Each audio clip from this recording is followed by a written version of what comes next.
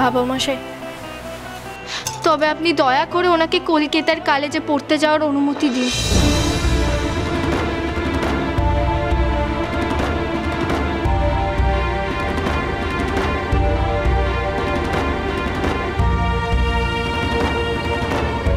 ছোট বৌমা, তুমি কার সামনে দাঁড়িয়ে কথা বলছো সে খেয়াল আছে? এইবার ঢঙেশ্বরী এমন বকুনি খাবে। আছে বাবা মশাই, আমি আমার বাবার সামনে দাঁড়িয়ে কথা বলছি।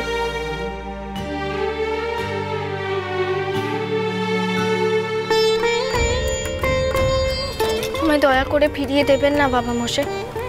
আমি জানি উনি একটা অন্যায় করেছেন, হয়তো বিজাতীয় মানুষদের সাথে ওঠা বসা করে আপনার বিশ্বাসে আঘাত দিয়েছেন, কিন্তু তার জন্য ওনার পড়াশোনা কেন বন্ধ হবে? আমার বাবা বলতেন পড়াশোনা নিজেই ঈশ্বর, দেবী সরস্বতী।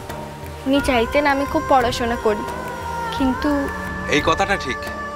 দাদা তো সারাটা জীবন পড়াশোনা নিয়েই থেকেছেন। আমাদের পরিবারের সকলকে বারবার বলতেন পড়াশোনার কোনো বয়স হয় না, যখন খুশি শুরু করা যায়। বাবা মশাই, আর যদি আমার কারণে ওনার পড়াশোনা মাঝপথে বন্ধ হয়ে যায়, তাহলে যে আমি নিজেকে কখনো ক্ষমা করতে পারবো না। দেখেছো ভাই অনাথ, তোমার জন্য বৌঠান কেমন সওয়াল করছেন? আমার মনে হয় বৌঠানের মনটা খারাপ না। শুনছিস ছোট, মন্দাতার স্বামীর জন্য বাঘের মতো শ্বশুরের সাথে সওয়াল করছে। তুই কিন্তু কোনোদিনও তোর ছেলেদের জন্য স্বামীর মুখোমুখি লড়াই করতে পারিসনি। বুঝলে দিদি, মেয়েটা আমার ছোট খোকার মনের নাগাল পেয়ে গেছে গো। এমনিতেই তো ছেলে আমার লেখাপড়া অন্ত প্রাণ, তবে এই মেয়ে নিজের স্বামীকে ঠিক বশ করতে পারবে, তুমি দেখো।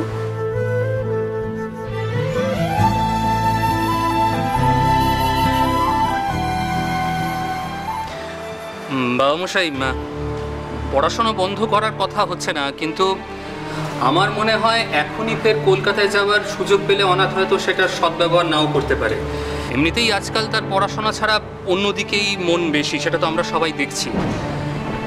এই অবস্থায় এইখানেই 1 বছর থেকে সংসারে মাথা বসিয়ে ফের পরের বছর কলকাতায় গিয়ে পড়াশোনা শেষ করতে পারে নাকি? কিন্তু ঠাকুরপো, তুমি যে কথা দিয়েছিলে মন্দাকে, ও আর যা চাইবে তাই পাবে। বেশ, আমি যখন কথা দিয়েছি সেই কথা আমি রাখব। বিধুভূষণ কখনো তার নিজের কথার খেলাপ করে না, কিন্তু আমার একটা শর্ত আছে। প্রভাত কুমার মুখোপাধ্যায়ের বউ চুরি, সোম থেকে শনি সন্ধ্যে 7:30টায় আকাশ 8-এ।